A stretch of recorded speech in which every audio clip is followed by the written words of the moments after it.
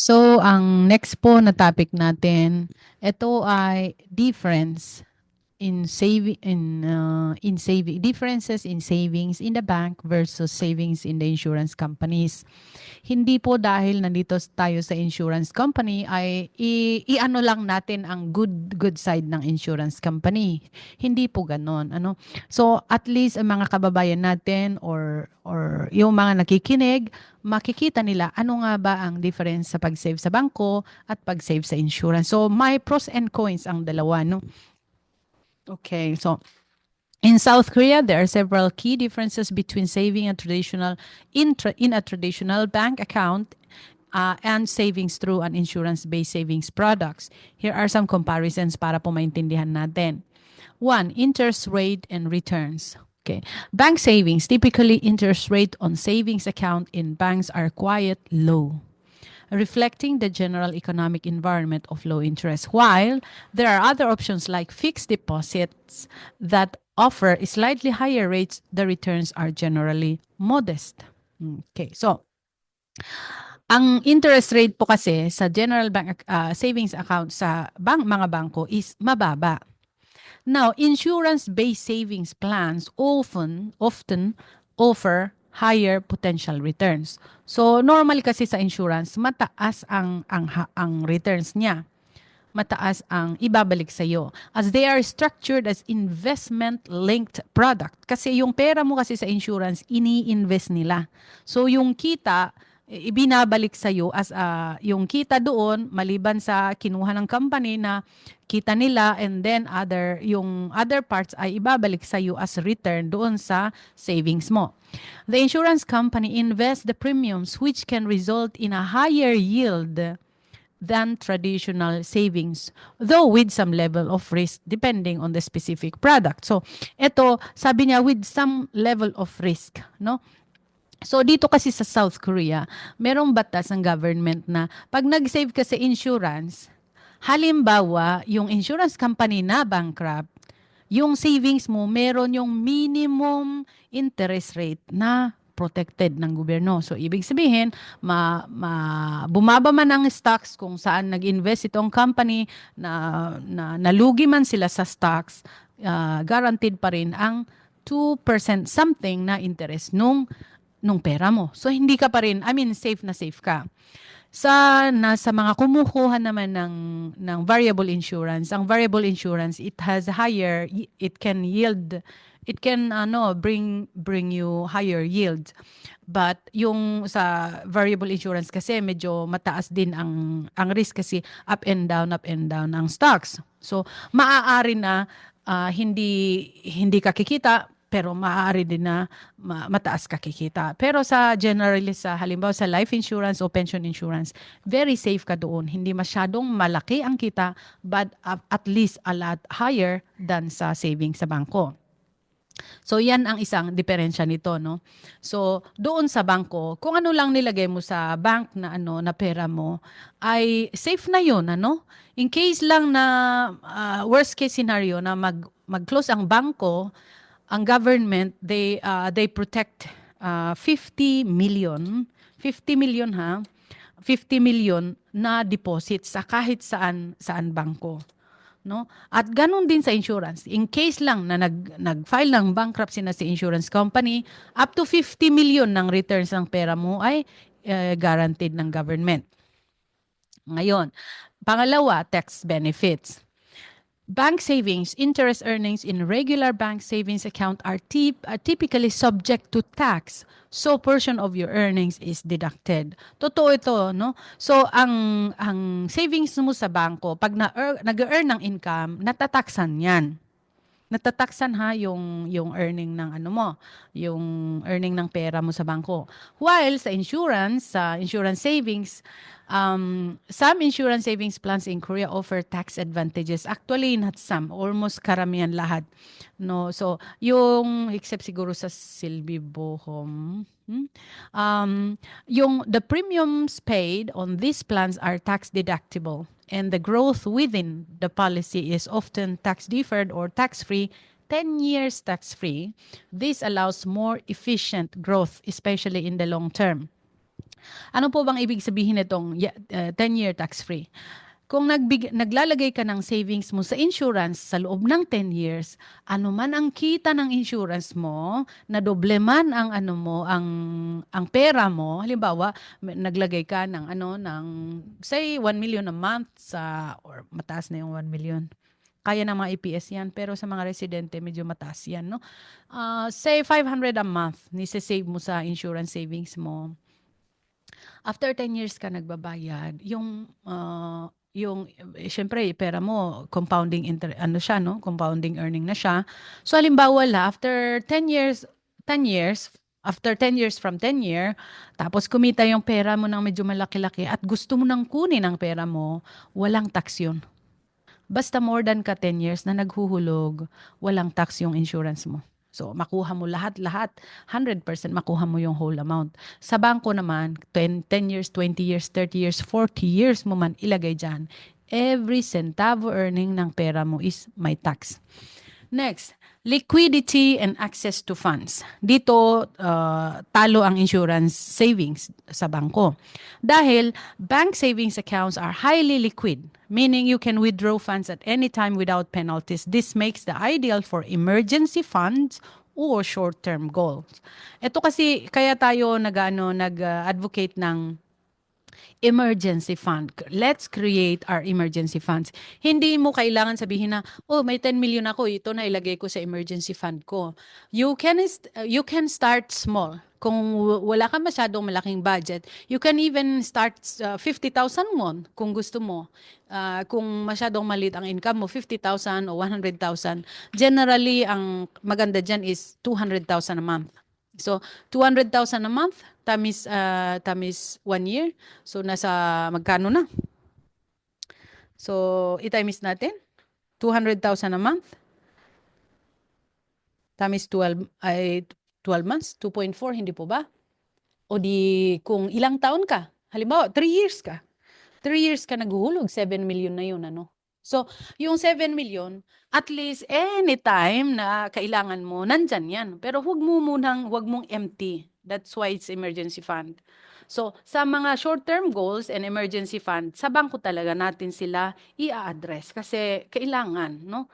Sa insurance naman, insurance savings products generally have limited liquidity, especially in the early years. Early withdrawal may incur penalties or result in losing a portion of the insurance paid. This is more suitable for long-term financial goal. Ano po bang ibig sabihin nito? So halimbawa, you sign up for 5-year savings sa insurance. And then apag sign mo kasi doon sa insurance savings mo, ang insurance company naglaan na sila ng benefits mo, yung riders na tinatawag. So halimbawa, ang insurance mo kinuha mo, ang savings mo kinuha mo 300,000 won. Tapos yung 300,000 won mo ay merong 50,000 won, 50 million na disability and death benefit. So pagka-sign mo kasi ng savings insurance mo, naglaan na yung insurance company ng 50 million doon under ng pangalan mo na 24/7 pwede mong magamit. So in return, yung pera mo, hindi mo dapat i-withdraw na hindi pa lampas ng 5-year. Para yung sa 5-year, magbibigay sila ng 100% ng pera mo plus yung earning niya. But halimbawa, sabihin mo 5-year ang kinontrata mo and then 3-year gusto ko nang kunin ang pera ko, ganon. Then, maaari na in case ng pension insurance, maaari na makakuha ka ng 98-97%. Pero in case ng life insurance naman, maaari na 20% or 50% lamang ang ibibigay sa iyo. So yan ang cons isang cons ng insurance savings. So kailangan po yung mga tao na kukuha maintindihan ito. Kaya ang ano natin sa mga tao is don't put all your money in one basket. So, maglagay ka sa insurance mo kasi iyan ay protection at the same time savings. Maglagay ka rin sa bangko ng emergency fund. Hindi yung ilalagay mo lahat dito, tapos nangailangan ka pala ng 5 million sa ospital, ika-cancel mo ito para mabayaran ng hospital. Hindi pwedeng ganon. So maglaan at maglaan ka ng emergency fund mo, and then ang savings mo, hayaan mo ang savings mo na madadagdagan every month at kumikita para sa'yo. Number 4, risk and security. Bank savings accounts are low risk and highly secure, especially with government deposit insurance protection. Pero dito kasi sa Korea, pareho lang kasi ang protection ng government sa bank man or sa insurance company. 50 million ang guaranteed protection yan. But sa insurance kasi, meron yung halimbawa tinatawag natin variable insurance. Variable insurance are investment type, no. Hindi siya basta savings. Ito ay investment siya. Ang ibig sabihin ng investment, hindi lang savings. Ang savings is naglalagay ka ng pera mo in a regular or lump sum type, and then nag-earn yan ng returns or interest every year ng certain percentage. Ang investment type naman, ini-invest kasi ito. They trade on stocks, on bonds. So it could be na tataas ng madoble or bababa ng madoble. So ganun ng investment. So some insurance savings may involve some level of investment risk depending on the product. Ito ay variable insurance. Sa case ko kasi hindi ko binibigay ito sa mga EPS because ang variable insurance kikita ka ng maganda after 10 years. Ang variable insurance, it can really yield high return. You cannot even compare sa pension insurance or life insurance or savings account.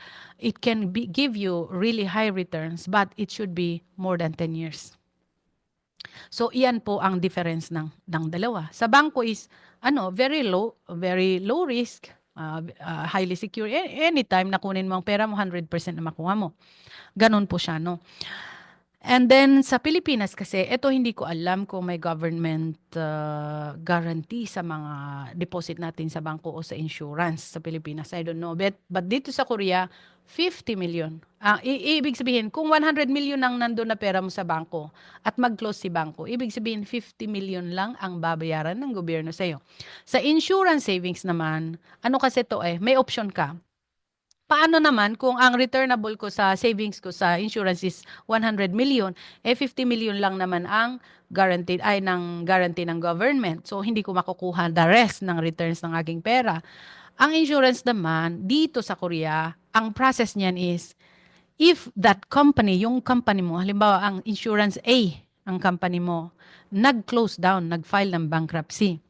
So, ang option mo is sabihin ng government sa'yo, gusto mo bang i-adapt ka ni insurance company B at ituloy yung insurance na yan or gusto mo bang kunin na ang pera mo? So, pag choice mo na kunin ang pera mo, 50 million lang talaga ang bibigyan ng government. Pero, pag naman gusto mong, sige, bunta na lang ako kay insurance B, itutuloy nila exactly yung insurance mo. Itutuloy nila yan. Hindi babaguhin. Next, number 5, additional benefits and coverage. Bank accounts do not provide additional benefits beyond basic interest and liquidity. Totoo po yan, di ba?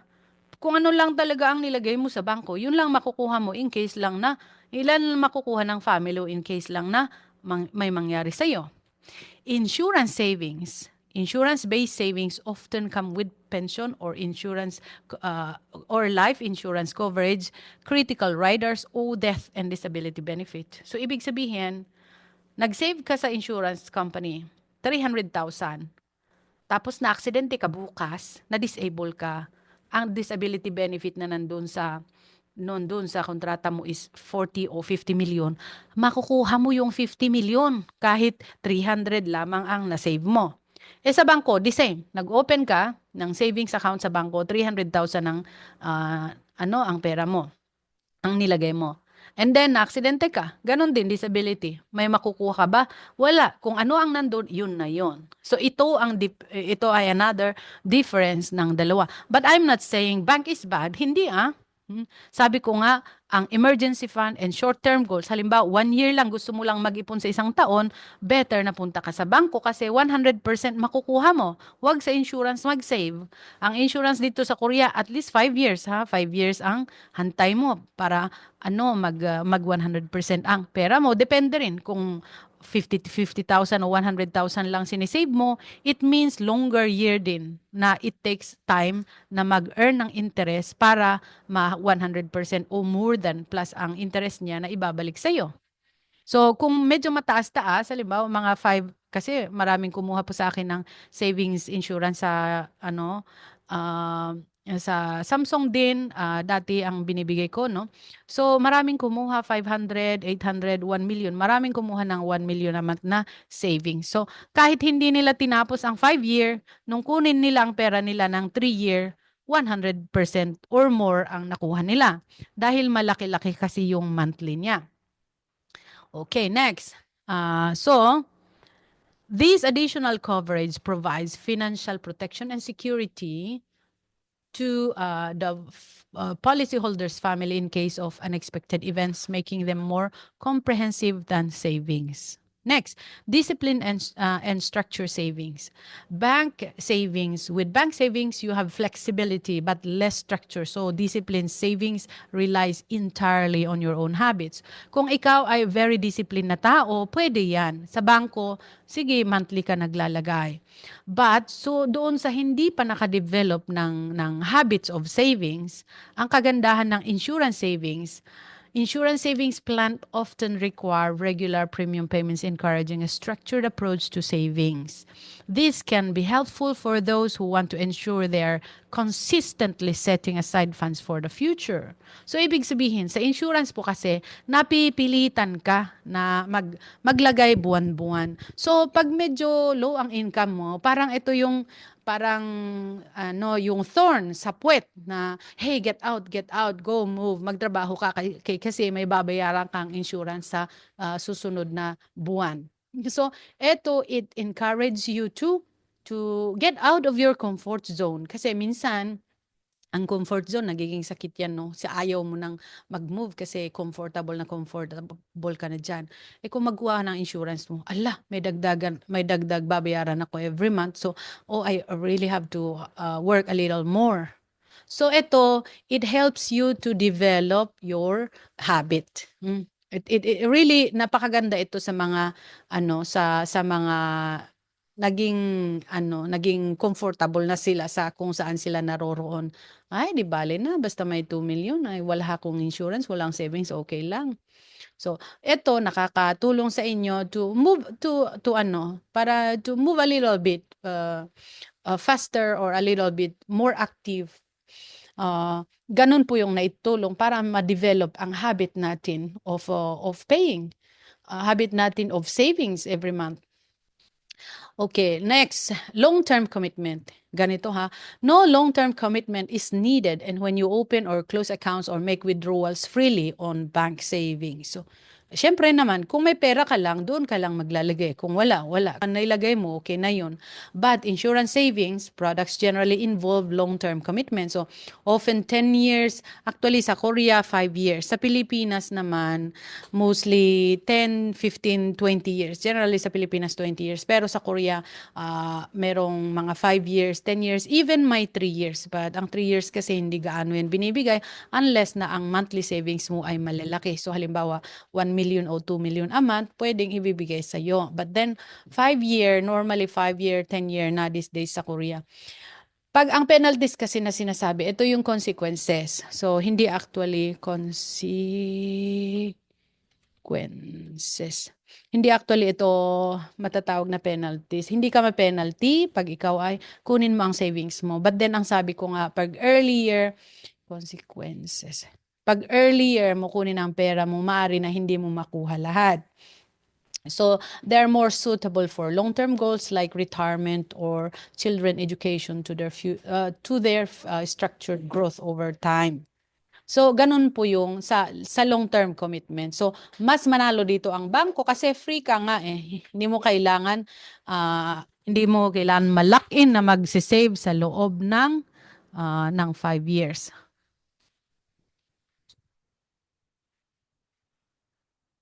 Uh, Next, estate and succession planning.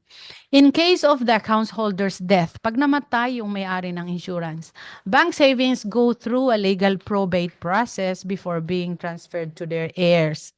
So, ibig sabihin, itong pag namatay si may-ari ng bank account, dadaan ka sa legal probate. So, mag-hire yung family mo, mag-hire sila ng lawyer na tutulong sa'yo para makuha yung pera ng yung may-ari ng account sa bangko. Samantalang sa insurance savings, paano? Insurance policies generally bypass probate with the payout going directly to designated beneficiaries. This can be beneficial for estate planning and ensuring that your loved ones receives funds promptly. So, ibig sabihin, pag namatay si insurance policy holder, ang ipapakita lang naman ng family is death certificate, then makuha na nila yung pera. So, hindi na po kailangan dadaan sa lawyer para makuha yung pera sa account ni policy holder. So, ang pakita lang is death certificate, tsaka yung proof na ikaw nga ay anak, ikaw asawa, pinsan, nanay, tatay. Then, makuha mo na agad yung pera doon sa insurance company. In summary, bank savings are ideal for short-term savings. Ito lagi kong ina-advise, magkuha kayo ng emergency fund account nyo sa mga bangko. Emergency funds and those seeking high liquidity and low risk. And insurance savings are better suited for long-term financial goals, tax efficiency, estate planning, and those seeking a mixed growth and life protection benefits. Sa akin lang po, no, pag ako may 1 million akong gustong i-invest or itago, I would put 300,000 sa insurance savings ko and then i-divide ko yung naiwan na 700,000. Ilagay ko ang 200,000 sa emergency fund ko. Ilagay ko ang 300,000 sa short-term savings o marami pang mga account sa bangko which we will discuss later, no? So, sa mga gustong